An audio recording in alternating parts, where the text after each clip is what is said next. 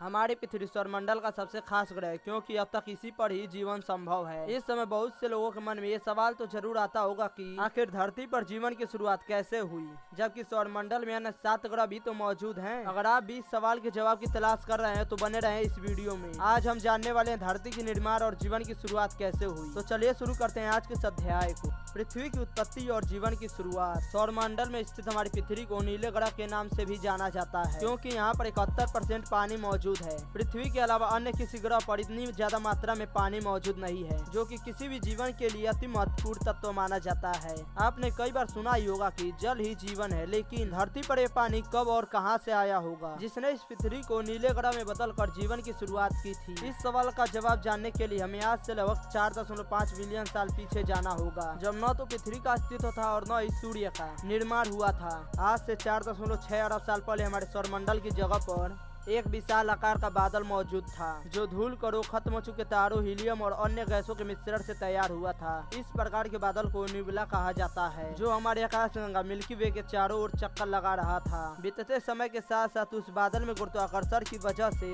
धूल कण और खत्म हो चुके तारे आपस में जमा होने लगे, जिसकी वजह से उसका तापमान दिन प्रतिदिन बढ़ने लगा और परिणाम स्वरूप बादल सिकुड़ गया। ऐसे में एक दिन गुरुत्वाकर्षण और बढ़ते तापमान की वजह से न्यूबुला बादल में भयंकर विस्फोट हो गया, जिससे बहुत ज्यादा मात्रा में हीट बाहर निकलने लगी और इस तरह हमारे सूर्य का निर्माण हुआ, जो वर्तमान में सौरमंडल के केंद्र में मौजूद है। इस विस्फोट से सूर्य का तो निर्माण हो गया था, लेकिन इसके बादल के केंद्र में मौजूद विभिन्न ग्रहों का निर्माण होना बाकी था। ऐसे में सूर्य की तेज गुरुत्वाकर्षण शक्ति की वजह से अंतरिक्ष में घूम रहे विभिन्न चट्टानों और धूलकणों के कण आपस में जुड़ते चले गए, जिसकी वजह से बुध, शुक्र, पृथ्वी, मंगल समेत अन्य चट्टानी ग्रहों का निर्माण हो गया। ये सभी ग्रह सूर्य के गुरुत्वाकर्षण से जुड़े हुए थे, इसलिए अपने निर्माण के बाद सभी ग्रह सूर्य का परिक्रमा गोल गोल चक्कर में लगाने लगे, जिससे ग्रहों का आकार धीरे धीरे गोल होता चला गया। क्योंकि चट्टानों और धूलकणों से बने हुए ग्रह सालों तक अपनी धुरी पर घूमते हुए अच्छी तरह से घिसकर गोलाकार हो चुके थे। इन्हीं ग्रहों में हमारी पृथ्वी भी शामिल थी, जो चट्टानों और धूलकणों से मिलकर बनी हुई थी। इतना ही नहीं, शुरुआती दौर में हमारी पृथ्वी का रंग रूप बिल्कुल ही अलग था, जो अपनी शुरुआती दौर में शुक्र ग्रह से मिलती जुलती थी। पृथ्वी अपनी धुरी पर घूमते हुए आग के गोले के समान दिखाई देती थी, जो बीतते समय के साथ साथ धीरे धीरे ठंडी होती चली गई। वैज्ञानिकों की माने तो पृथ्वी के निर्माण के समय उसकी औसतन तापमान 1400 डिग्री सेल्सियस थी,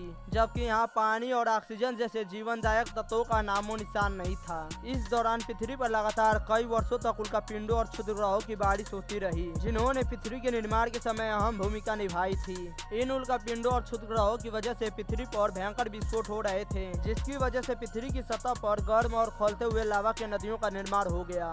पृथ्वी पर हो रहे इन भयंकर विस्फोटों को हेडियन ईरा के नाम से भी जाना जाता है। इन उल्कापिंडों और क्षुद्र ग्रहों की बारिश की वजह से पृथ्वी पर भारी और गर्म पदार्थ इकट्ठा हो गए थे। एक तरफ जहां पृथ्वी आग के गोले के रूप में बदल रही थी, वहीं दूसरी तरफ एक अनजान और विशाल आकार का ग्रह हमारी पृथ्वी की ओर तेजी से आगे बढ़ रहा था। आज से 4.5 अरब साल पहले पृथ्वी एक थिया नाम के ग्रह से टकराया था, जो आकार में मंगल ग्रह से थोड़ा सा छोटा था। थिया ग्रह पृथ्वी से 12 किलोमीटर प्रति सेकेंड की रफ्तार से टकराया था, जिसकी वजह से पृथ्वी पर एक भयंकर विस्फोट होता है। इस विस्फोट को दी लेट हैवी बम्बाइड के नाम से जाना जाता है, जिसकी वजह से पृथ्वी का बड़ा और बाहरी हिस्सा टूटकर अंतरिक्ष में चला गया। पृथ्वी के इस टूटे हुए हिस्से से चांद का निर्माण हुआ था, जिसके कण अंतरिक्ष में कई सालों तक आपस में जुड़ते रहे। इस तरह पृथ्वी को अपना इकलौता उपग्रह मिल गया था। हालांकि अपने निर्माण के शुरुआती दौर में चांद पृथ्वी के काफी करीब हुआ करता था, जो पृथ्वी की परिक्रमा करता था, लेकिन बीतते समय के साथ साथ चांद पृथ्वी से दूर चला गया और उस पर उल्कापिंडों और क्षुद्र ग्रहों की बारिश होती रही, जिसकी वजह से चांद के सतह पर बड़े बड़े गड्ढों का निर्माण हो गया, जो कि पृथ्वी से देखने पर काले धब्बों के रूप में दिखाई देते हैं। आज से लगभग 4 अरब साल पहले पृथ्वी पर मौजूद सभी गर्म पदार्थ गुरुत्वाकर्षण की वजह से पृथ्वी के केंद्र में इकट्ठा हो गए, जिसकी वजह से पृथ्वी की सतह धीरे धीरे ठंडी होती चली गई और सभी गर्म पदार्थ पृथ्वी के कोर में इकट्ठा हो गए और धधकती पृथ्वी की सतह धीरे धीरे ठंडी होती चली गई। जबकि हेडियन ईरा के दौरान ज्वालामुखी विस्फोट से निकली विभिन्न गैसों ने पृथ्वी के चारों तरफ वायुमंडल का निर्माण करना शुरू कर दिया था। इतना ही नहीं, हेडियन ईरा के दौरान धरती पर उल्कापिंडों और क्षुद्र ग्रहों के साथ बर्फ के रूप में काफी ज्यादा मात्रा में पानी आया था, जो पृथ्वी की गर्म सतह के साथ टकराते ही भाप बनकर उड़ गया। उसी पानी की भाप से पृथ्वी के वायुमंडल में बादलों का निर्माण हुआ था, जिन्होंने कई करोड़ साल तक पृथ्वी पृथ्वी पर मूसलाधार बारिश की। था, जिसकी वजह से पृथ्वी की ऊपरी और निचली सतह बिल्कुल ठंडी होती चली गई। वहीं जब पृथ्वी पर मौजूद जमीन में जब पानी को सोखने की क्षमता नहीं बची तो आसमान में बरस रहे बारिश से पृथ्वी पर महासागरों, नदियों, झरनों इत्यादि का निर्माण होने लगा।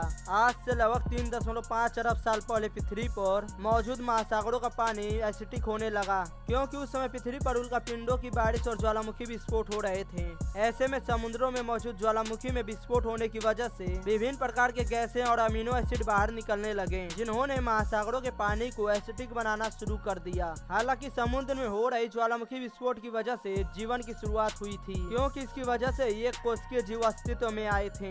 इन जीवों को जिंदा रहने के लिए ऑक्सीजन गैस की नहीं बल्कि मीथेन गैस की आवश्यकता होती थी, और उस समय धरती पर ज्वालामुखी विस्फोट होने की वजह से मीथेन गैस की मात्रा ज्यादा बढ़ गई थी। ज्वालामुखी विस्फोट होने की वजह से पृथ्वी पर कार्बन डाइऑक्साइड की मात्रा भी बढ़ने लगी, जो पृथ्वी के वायुमंडल में इकट्ठा होने लगी, और पानी के साथ रिएक्शन करने की वजह से पृथ्वी पर एसिडिक अम्लों की वर्षा होने लगी। इन एसिडिक बारिश की वजह से पृथ्वी पर मौजूद सभी विशालकाय पर्वत ठंडे होने लगे, जिसकी वजह से पृथ्वी का तापमान तेजी से नीचे गिरने लगा। और इस तरह पृथ्वी पर करीब 2.4 अरब साल पहले पृथ्वी पर पहली बार आइस एज की शुरुआत हो गई, जिसकी वजह से पृथ्वी पर मौजूद सारा पानी और एक कोशिकीय जीव बर्फ के रूप में जम गए थे। पृथ्वी पर बर्फ की सफेद मोटी चादर बिछ जाने की वजह से यहाँ पर मौजूद सभी ज्वालामुखी ठंडे हो गए थे, जिसकी वजह से उस समय पृथ्वी का तापमान -60 डिग्री सेल्सियस से भी नीचे जा चुका था। अब तक जो पृथ्वी सौरमंडल में आग के गोले के रूप में पहचान बनाई हुई थी, हिम युग के शुरुआत होने के बाद लगभग 2.5 करोड़ साल तो धरती बर्फ के गोले के रूप में बदल चुकी थी। लेकिन धरती पर बर्फ की मोटी चादर बिछने के बावजूद समुद्र के अंदर कहीं ना कहीं जीवन की शुरुआत हो रही थी, क्योंकि उन एक कोशिकीय जीवों को ठंडे और गर्म तापमान का कोई फर्क नहीं पड़ता था। धरती पर 2.5 करोड़ साल तक आइस एज का दौर जारी रहा, लेकिन आज से तकरीबन 1.5 अरब साल पहले पृथ्वी पर एक बार फिर बदलाव होने शुरू हो गए। इतने सालों तक जो ज्वालामुखी ठंडे हो गए थे, उनके अंदर गर्म लावा धधकने लगा। ऐसे में यह लावा बर्फ की मोटी चादर को तोड़ते हुए बाहर निकलने लगा, जिसकी वजह से एक बार फिर धरती पर ज्वालामुखी विस्फोट होने लगे। ज्वालामुखी विस्फोट की वजह से धरती का तापमान धीरे धीरे बढ़ने लगा, जिसकी वजह से धरती पर गर्मी बढ़ने लगी और पृथ्वी पर मौजूद बर्फ की मोटी चादर धीरे धीरे पिघलने लगे। इन ज्वालामुखी विस्फोट की वजह से धरती पर कार्बन डाइऑक्साइड और अन्य गैसें भी बाहर निकलने लगे, जिसमें ऑक्सीजन गैस भी थोड़ी सी मात्रा में मौजूद थी। और इस तरह पृथ्वी का तापमान और स्थिति काफी हद तक सामान्य होता गया, जिसकी वजह से 1 अरब साल पहले हमारी पृथ्वी लगभग आज की तरह दिखने लगी थी। हालांकि अभी तक पृथ्वी पर पेड़ पौधे पैदा नहीं हुए थे, लेकिन यहाँ मौजूद महासागरों में एक कोशिकीय जीव बहुत कोशिकीय जीवों में बदलने लगे थे। इतना ही नहीं, समुद्र में कई तरह के पौधे और घास भी विकसित हो चुके थे, जिन्होंने पृथ्वी पर ऑक्सीजन गैस को देने का कार्य किया। दरअसल ये जलीय पौधे फोटोसिंथेसिस प्रक्रिया द्वारा कार्बन डाइऑक्साइड गैस को ऑक्सीजन गैस में परिवर्तित कर देते थे, जो आगे चलकर पृथ्वी पर जीवन के लिए सबसे महत्वपूर्ण गैसों में से एक था। समुद्री जल का तापमान समान होने के कारण जलीय पौधों के साथ साथ कई तरह के पेड़ पौधे भी धरती पर विकसित होने लगे, जो प्रकाश संश्लेषण की क्रिया द्वारा कार्बन डाइऑक्साइड गैस को सोख कर ऑक्सीजन गैस छोड़ते थे, जो आज के मुकाबले 3 गुना ज्यादा मात्रा में इकट्ठा हो गए थे, जो धरती पर जीवन की शुरुआत के लिए काफी था। ऐसे में पृथ्वी पर बदलते हुए वातावरण को देखकर कुछ जलीय जीवों ने पानी से बाहर निकलने का फैसला किया, जो कि धरती पर जीवन की शुरुआत के लिए सबसे अहम कदम था।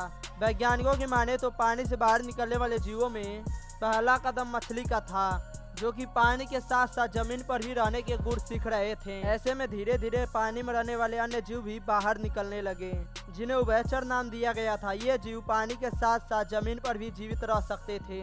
इन जीवों में बदलते समय के साथ साथ शारीरिक और मानसिक ढांचे का भी बदलाव होना शुरू हो गया था, जिसकी वजह से पृथ्वी पर अनेक प्रकार के जीव जंतु अस्तित्व में आने लगे। जिस तरह पृथ्वी पर हो रहे बदलावों की वजह से कोशिकीय जीव बहुकोशिकीय जीवों के विभिन्न जानवरों की प्रजातियों में बदल गए। इनमें से कुछ जीव स्तनधारी तो कुछ सरीसृप यानी जमीन पर रहने वाले जीवों के रूप में बदल गए, और इस तरह पृथ्वी का रंग रूप और वातावरण पूरी तरह से जीवन लायक हो गया था, जहाँ पर रहने के लिए जमीन, पीने के लिए पानी और खाने के लिए पेड़ पौधे मौजूद थे, और सबसे महत्वपूर्ण सांस लेने के लिए ऑक्सीजन गैस भी मौजूद थी। आज से लगभग 23 करोड़ साल पहले इस धरती पर अनोखे पेड़ पौधों की प्रजातियां और वनस्पतियां और इसके साथ ही अनोखे जीव भी अस्तित्व में आए थे, जिन्हें हम डायनासोर के नाम से भी जानते हैं। डायनासोर की इस प्रजाति ने धरती पर कई सौ सालों सालों तक राज किया था, जिनमें शाकाहारी और मांसाहारी डायनासोर भी शामिल थे। कुछ डायनासोर की प्रजाति जमीन पर तो वहीं कुछ उड़ने वाले थे। इन डायनासोर के साथ साथ धरती पर अन्य जीवों की प्रजातियां भी मौजूद थीं। लेकिन पृथ्वी पर अब भी एक जीव की कमी थी, वो थे हम इंसान। डायनासोर के अस्तित्व में इंसानों का जन्म लेना असंभव था, क्योंकि यह विशालकाय जीव इंसानों को पल भर में ही मौत के घाट उतार देता। लेकिन आज से तकरीबन 6.6 करोड़ साल पहले धरती से एक विशालकाय उल्कापिंड टकराया था, जिसकी वजह से पृथ्वी पर ज्वालामुखी विस्फोट, खतरनाक भूकंप के झटके और आग के गोलों की बारिश होने लगी। इस भयंकर विस्फोट के कारण डायनासोर के साथ साथ अन्य जीवों का अस्तित्व भी हमेशा के लिए मिट गया। लेकिन इस हादसे में जमीन के नीचे रहने वाले जीव बच गए थे। समय के साथ साथ यही स्तनधारी जीव जानवरों की विभिन्न प्रजातियों में विकसित होने लगे, जिसमें बंदर, चिंपांजी जैसे जीव शामिल थे। यही जीव एक जगह से दूसरे जगह जाने लगे, जिसकी वजह से इनमें शारीरिक और मानसिक बदलाव शुरू होने लगे। इस तरह बंदर स्तनधारी जीव फिर बाद में आदिमानव के रूप में बदल गए। फिर धरती पर इंसानों का जन्म हुआ। इस तरह पृथ्वी पर एक कोशिकीय जीवों की वजह से जीवन की शुरुआत हुई थी, जिसे आगे बढ़ने में ज्वालामुखी विस्फोट से निकली विभिन्न प्रकार की गैसें और जलीय पौधों द्वारा छोड़ी गई ऑक्सीजन भी शामिल थी। जो पृथ्वी अपने निर्माण के दौरान एक आग के गोले कर समान दिखाई देती थी, अब उसी पृथ्वी पर जीवन शुरू हो गया था। पृथ्वी पर इस जीवन को बनाए रखने के लिए सूर्य और चंद्रमा की महत्वपूर्ण भूमिका थी। सूर्य की रोशनी और गर्मी की वजह से पेड़ पौधे अपना भोजन बनाते हैं और ऑक्सीजन गैस का निर्माण करते हैं। वहीं समुद्र का संतुलन और लहरों के विकास के लिए चांद की महत्वपूर्ण भूमिका थी, जिसकी गुरुत्वाकर्षण शक्ति की वजह से समुद्र में ज्वार भाटा का निर्माण होता है।